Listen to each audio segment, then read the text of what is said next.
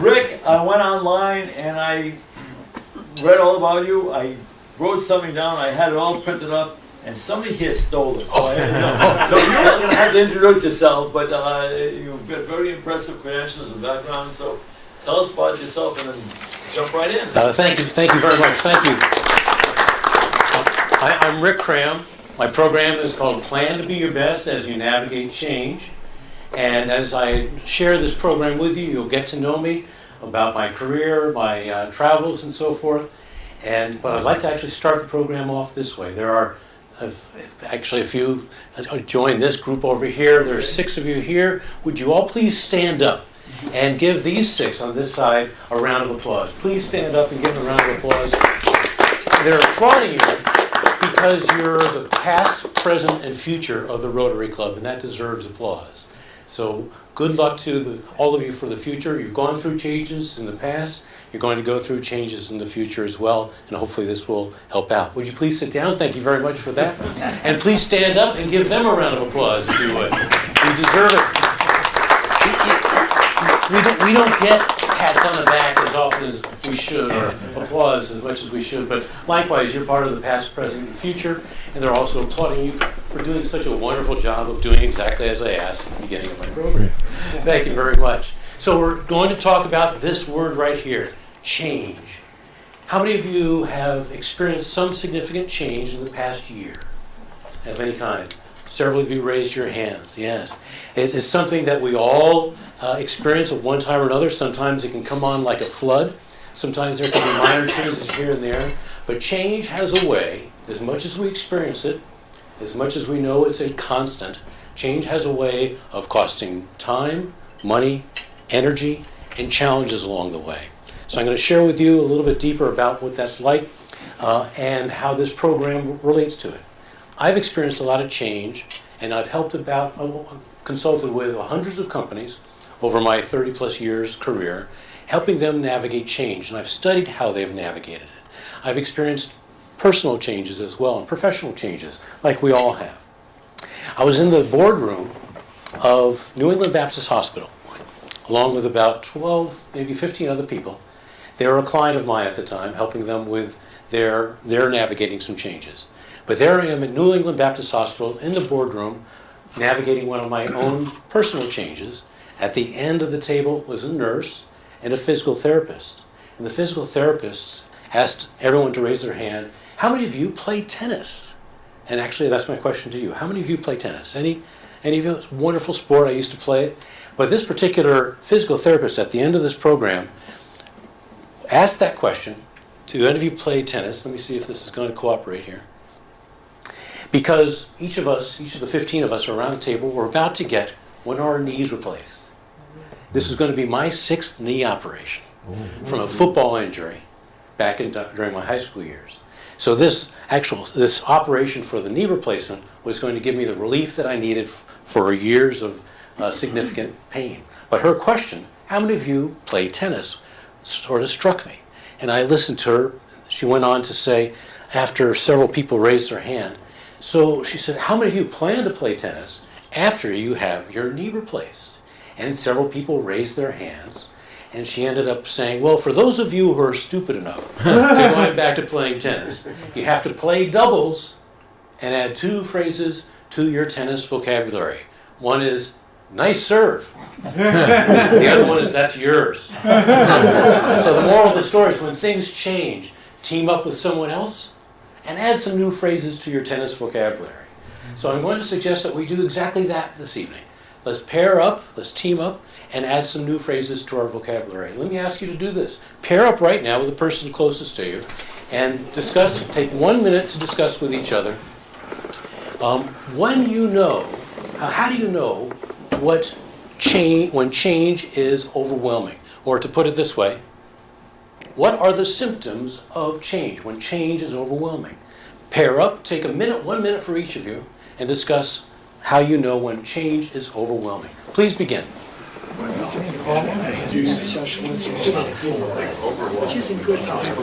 All right, let's continue with this question. Let's share with each other, what are some of the symptoms that that it was interesting about that video. She talked very obviously, very plainly about the stress that she's experiencing when she's trying to speak publicly.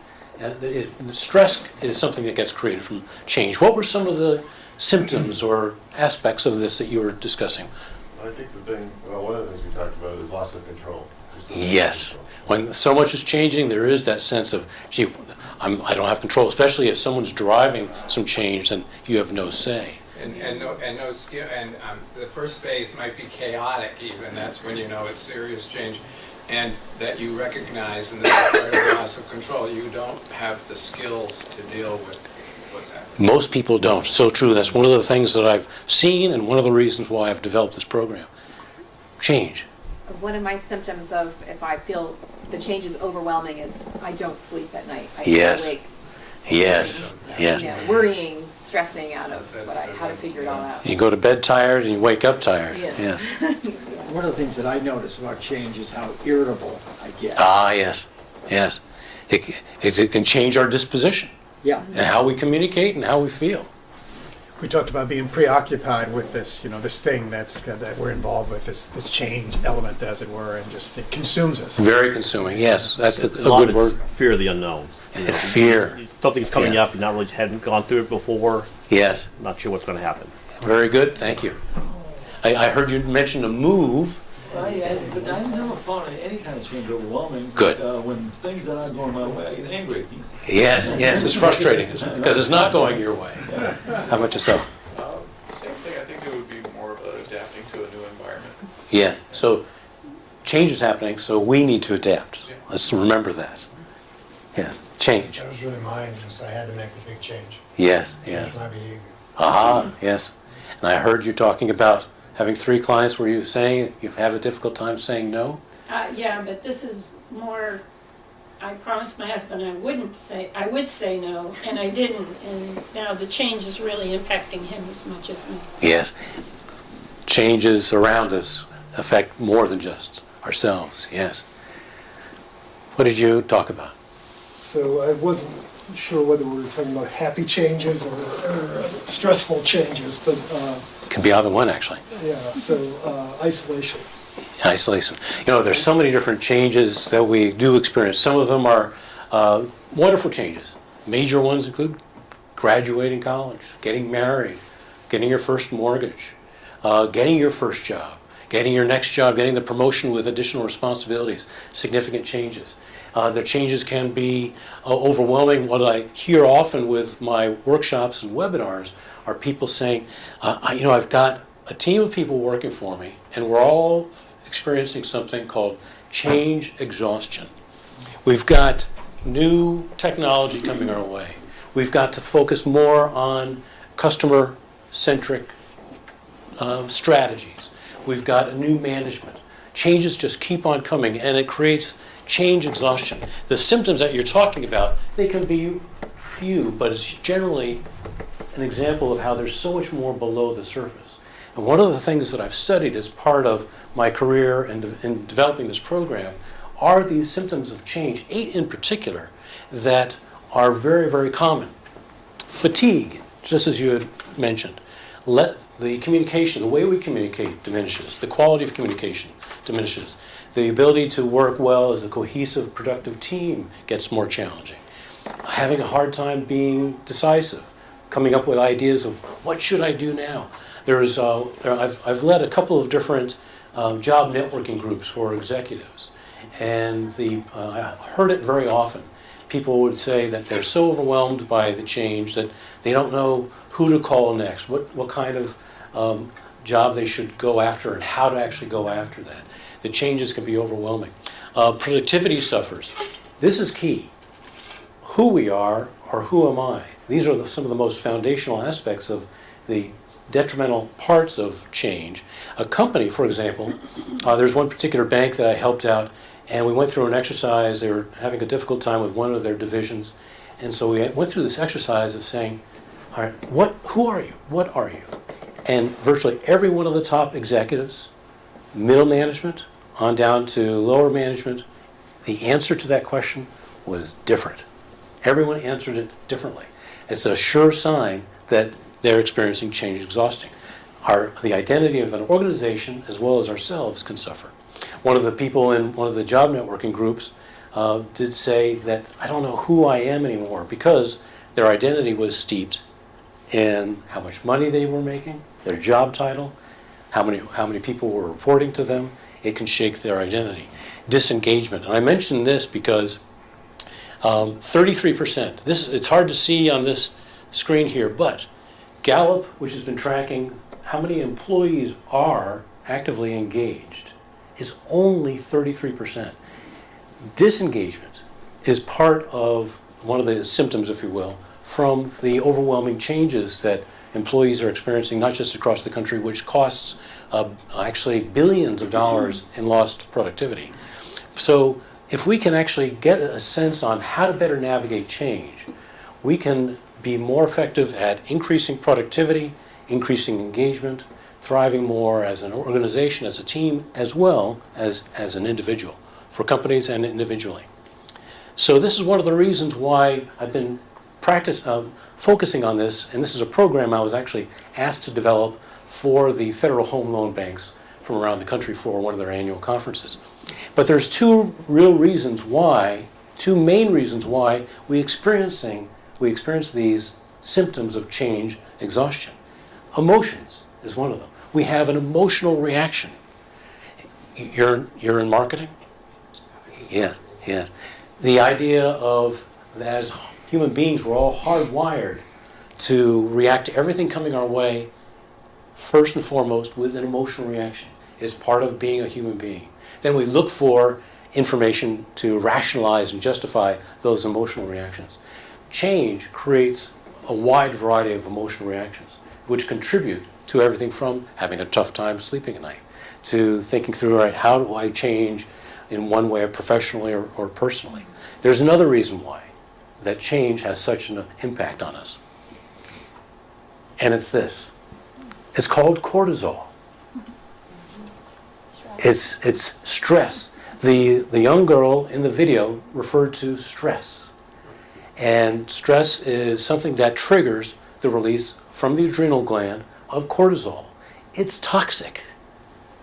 Physically, healthily wise, it's toxic. It also clouds our thinking, makes it harder to make decisions, it makes it harder to communicate. So these two things combined, an emotional reaction and cortisol, is what creates these challenges with change. And so when it comes to an example of how a company and how teams of people can work through change begins with this particular story. You all know who this is, Paul Pierce of the Boston Celtics. How many of you know what happened to him during his first or second year here in Boston when he came to be with the Celtics? Do you recall? Got stabbed. He got stabbed 11 times in the back of his shoulders and his neck. And so he was in the wrong place at the wrong time, and he needed to get emergency health care. He was in, I believe, the Chinatown section of Boston. And they rushed him to New England Baptist Hospital, which is now Tufts Baptist Hospital, and the floating hospital for children. And so he went to them and ended up having a life-saving experience. The hospital came to us and said, this is several years ago, said, we are in the toughest hospital healthcare market in the country. We've got major hospitals that are so renowned. We've got Mass General, Beth Israel Deaconess. The list goes on. And no one knows who we are or where we are. And our morale is down. The referring physicians, which is really the lifeblood of a teaching hospital, don't want to refer patients to us anymore. So we ended up saying, in so many words, we're going to walk you through the process of how to plan to be your best and navigate this change to be more successful. So we came back to this story of Paul Pierce, and it led to the idea of, let's do this. Let's identify really who you are and what you are.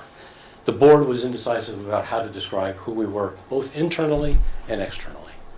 Are we just a third-rate hospital in this competitive market, or are we one of the best? How are we going to compete? So we ended up focusing on their identity, and then we focused on making sure that we tell everyone within the organization and outside the organization about our plan for succeeding. And part of this story includes the development of this campaign. This is some years ago. I don't know if you might remember this, but Paul Pierce, along with Cam Neely and others, told their stories to help reveal the identity and share the identity of who this group of medical professionals were. And it was captured in this phrase right here, the best when you need it most. So they created an identity, then they shared it, both internally and externally. As part of a plan, over the course of less than 2 years, they became the only hospital running in the black in the Boston market for a period of time. It was one of the contributing factors to some changes that they made to deal with their having a difficult time in this market and navigating change. Excuse me. So, within that story, I share with you a few facets that will peel back the layers on this and see how they did it and how you too can actually overcome the overwhelming aspects of change.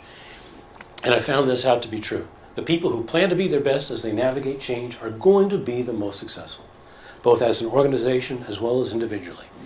The people who plan to be their best as they navigate change are going to be the most successful. Here's how. Plan to be your best is a methodology of 8 strategies, 8 leadership strategies, and I'll share all 8 with you. I'll give you a sample of exactly what it's like to drill into one in particular. But plan and best are acronyms for these 8 strategies. For plan, the first 4 are to prepare, listen, accept, and now. And the other 4, bold, encourage, serve, and triumph. And what they do when you plan, as opposed to having no plan at all, especially when you have that sense of lack of control, and the things don't seem to be in your control at all, one of the things that planning does is take control over your situation. And it actually is one of the first things to do to actually reduce cortisol. There's another thing that is one of the best things to do actually to reduce cortisol, and that is to laugh and have fun. By the way, Thursday is Global Belly Laugh Day. So did your cortisol just go down? I heard the laughter. But when you have a plan, you have a direction to go in, both for yourself and for others. When you have a plan, you've got one of the most foundational aspects of navigating change and being successful in general, and that is having an identity. When you have a plan, things start to work in a coordinated fashion and working well together. When you are at your best, there are certain things that happen as well. Let me ask you to do this. Pair up again, spend a minute talking to your partner and answering this question. How do you know when you're at your best? Go ahead and pair up. Please begin. All right. Would you share with everybody a few points of what you identify when you're at your best? Bob, you want to begin? Few surprises. Yes? Being able to cope with a surprise. Oh, very good. Being able to cope with the surprise well. Very good. Excellent. How about yourself? When you've got a plan and you get your stuff done. Yes. Being productive. Very good. How about yourself? Just kind of lost right now. That's all right. That's all right. Yes, please. I kind of think that it's not the result of what you've done. It's not measuring whether you were successful or not, but it's knowing that you put in as much effort as you can possibly do. Uh-huh. Measuring that you did your best. Yes. Even if the outcome was a failure. Yes, very good. Excellent answer. We were talking about, we both got into performance because we're both singers. And you're at your best when you, everything is right. Everything feels right about what you're doing. You get into a zone of joy, giving. It's the right direction. It's the right. I follow you. Very whole and Yeah. right in the right spot, in the right way. Yes. Yeah, I got a try to use a little bit of a football analogy here. One thing the Patriots always say is they got to get up every day and be a little bit better. And so it's a process. Yes. Of going day in day and trying to improve. And it's that effort. I think as Fred was saying, it's the effort of being out there and trying. You could still lose the Super Bowl, but do you? Yes, yes, very good, excellent answer. Eat a Not frog. that they will. So start out every day by eating a frog. The thing that you're looking forward to the least, Oh, get yes. it done, and then everything else will be easy. Oh, that's so smart. That's so smart. Excellent. Very good. That's a good one. Very good.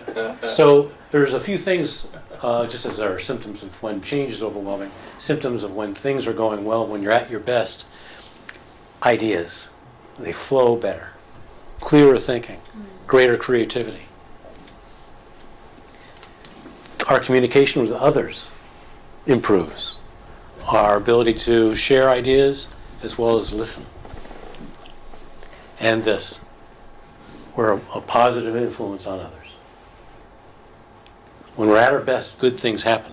And it's our best shot when we're at our best to being successful, however you might describe what success is, whatever your goal is. So, when you plan to be your best, number one, you have a plan to achieve your goals. You've got a plan to achieve your goals. You've got objectives, strategies, tactics, an action plan, and you do them. You also have, through this program, a plan on how to lead yourself and others through change. Because how you do it makes all the difference in the world. How you communicate makes all the difference in the world.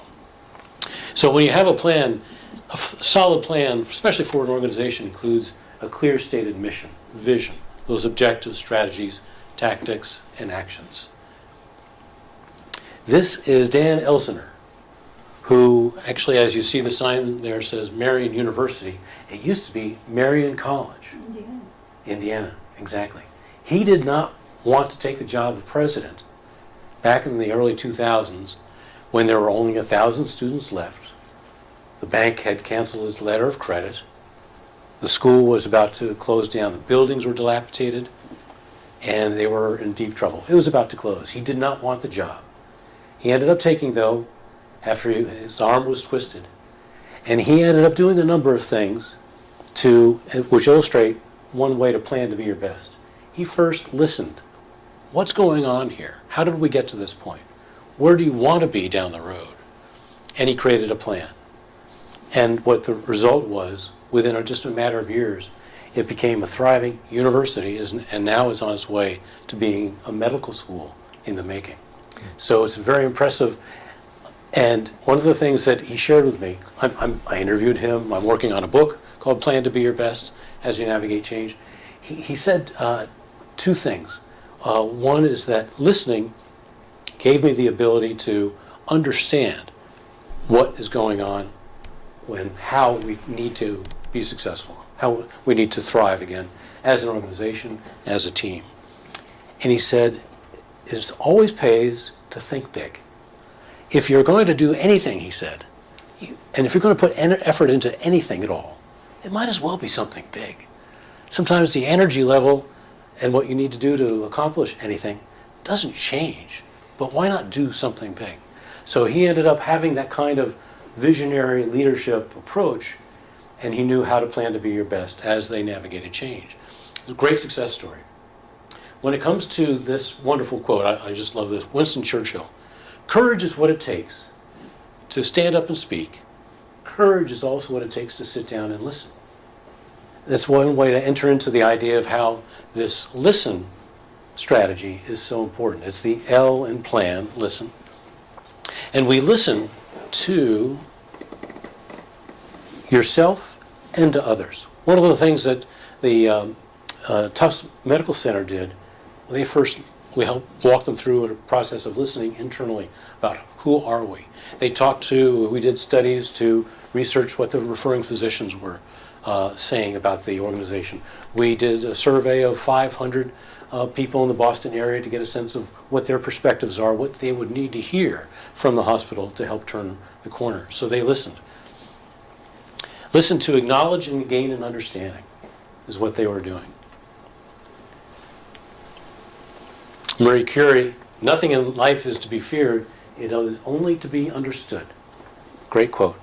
So listening is what we need to do when we're navigating change. We listen to ourselves to gain that understanding, as well as to evaluate the change and challenges. As part of the methodology, part of the workshop, there are 30 plus questions that help create a plan, as well as a plan for how to lead yourself and others through change. Sometimes I think I ask questions for a living. The idea of questions peel back the layers to understand what's going on. Questions have a wonderful way of discerning options of what to do and new ideas. So it's one of the first questions is, what is the change that requires attention? Sometimes it's not exactly what you might think it to be. In fact, there was an organization here in Wellesley who came to one of my workshops, and they were there because they were stagnant, no growth, and the change, what they thought they needed to change, was entirely different when they were done through with the program than what they thought they needed to do. Change to evaluate yourself and how you're responding, to be objective, to step back.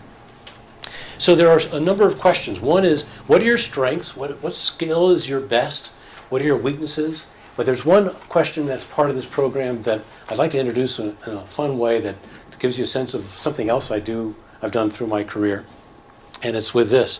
The Boston Bruins asked me to MC their first ever game show on the floor of the Garden with the Boston Bruins as their game show contestants in front of 5,000 of their season ticket holders. It's one of the things I've done over the past 20 plus years, hundreds of times across the country. And here I am doing a game show where the Bruins are doing all kinds of antics, having fun. The crowd was loving it. And the idea of keeping balloons up in the air, they were having a lot of fun, a lot of laughs. It was an hour and a half long game show. And it ended up looking at the last part of it, the last hour, looked an awful lot like Family Feud. At the very end, the two teams made up from the Bruins had a tie score. After all these games, all these antics, and there we are. On my left is Tuca, and let's see, this is it on the left to my right? Is it Wilson? And I'm out of questions actually, and I need to have a tiebreaker for this. They've got a lockout first response trigger system right there in the podium. So I ended up asking a question just off the top of my head, and I said, let's see, the date was January 11th. And I said, what is today's date? Tuca was the first to hit his buzzer. He ends up saying January 12th.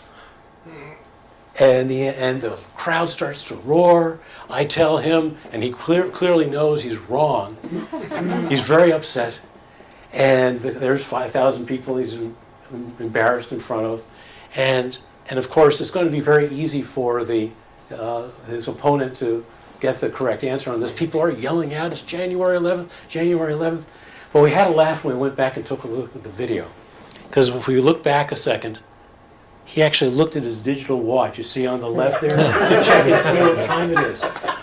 Which is, the moral of the story is, when you're not sure of an answer, check an authority. And what's this, who's a trusted authority with whom you should confer? He did that. So let me just see where we're at timing-wise. I wanted to have you pair up one more time. Actually, I should probably stay true to the 8 o'clock. Yeah. Okay.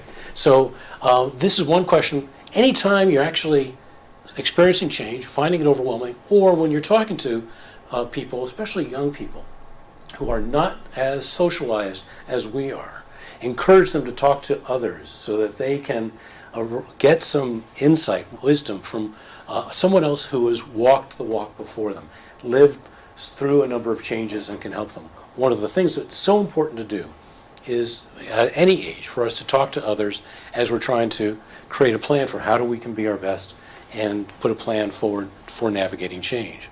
So that's what each one of these 8 strategies includes. Application questions that lead to a point when you can create a plan. There's a certain exercise that if we had more time we would do. Let me just see what the next, let me stop with this just to say, when you are prepared, you've anchored in your identity. That's one of the foundational, that's the essence of being prepared. You know what your identity is, just like Tufts Medical Center ended up doing. Listening is a key planning thing to do. Accepting. It's not just about accepting that change happens. It's about accepting the way that you and others are navigating change, knowing that there will be different perspectives during the course of responding to change. And at some point, perspectives, especially on a team and within an organization, need to be unified. It's how to do that. Now has to do with planning right now, even whether it's for now and for the future. Bold, encourage, serve, and triumph have more to do with how you carry out your plan.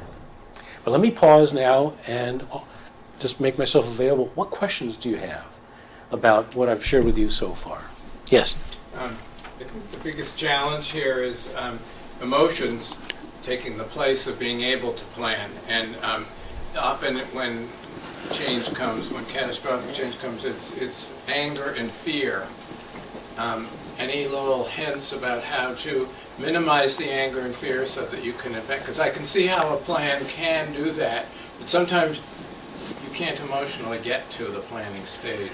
And working through the emotions, or any emotion, is a process. There's a man who raised his hand halfway through a full-day program I was doing for Eastern Bank, who ended up saying, Rick, this is all well and good, but I don't have time to plan.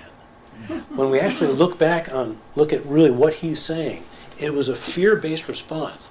Part of the way fear makes us react is to have us do things and say things that keep us right where we are. We are actually, even if there's a frustration and difficulty in where we're at in this change mode, this is what I'm comfortable with.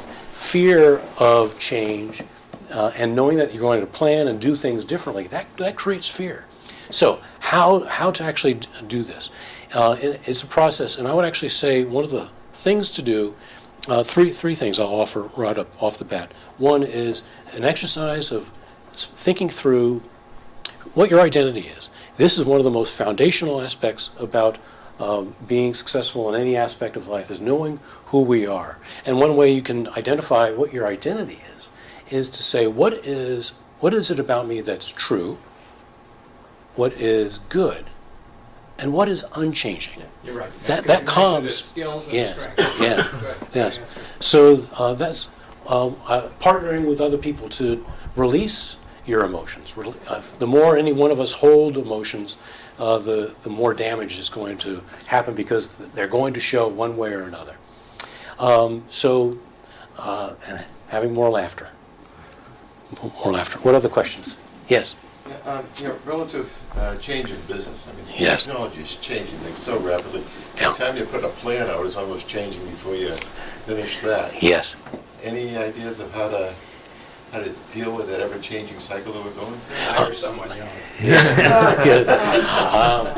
There's a man in Texas that I interviewed lately who described how new technology was coming through a project that he's working with the government, a defense contractor, and the new technology needed to work with the old technology. Over $1 billion spent, and it didn't work with the old technology. And actually, as a project manager specialist, he was describing how, in response to this, that change, or having a plan is not just getting something in writing, it's done and you do it. It's like a living, breathing document, yes, that needs to go through changes and respond to the realities on the ground. I open up my plan at least once a week and spend time with it and thinking through how I'm going to spend every day, respond to the challenges of the day and so forth. And technology, that's one of the greatest criticisms people have of managers, especially middle management, that overwhelming, it's constant. That's the change exhaustion. It came from, I heard that term first from actually Eastern Bank that was describing it for that very reason, technology. So I would say have a plan, but work it and have it be something that you respond to it and help the plan respond to what's going on. Yes. I am a cultural planner, so I do this all day Good. long. But one of the things you said is you need your goals, objectives, and strategies. Mm-hmm. I say you need to also have your expected results and possible results, Let's, so that you're prepared for something good, but you also are prepared if it doesn't go right. That's good. very good. There's a lot to be talked about when we think in terms of consequences, both positive consequences and negative consequences. The way that I answered that one fellow who said, I don't have time to plan, we spent a minute talking about what happens if you don't plan, what happens when you do plan. For example, people will say, I am more productive. We are a stronger team, we're a stronger company.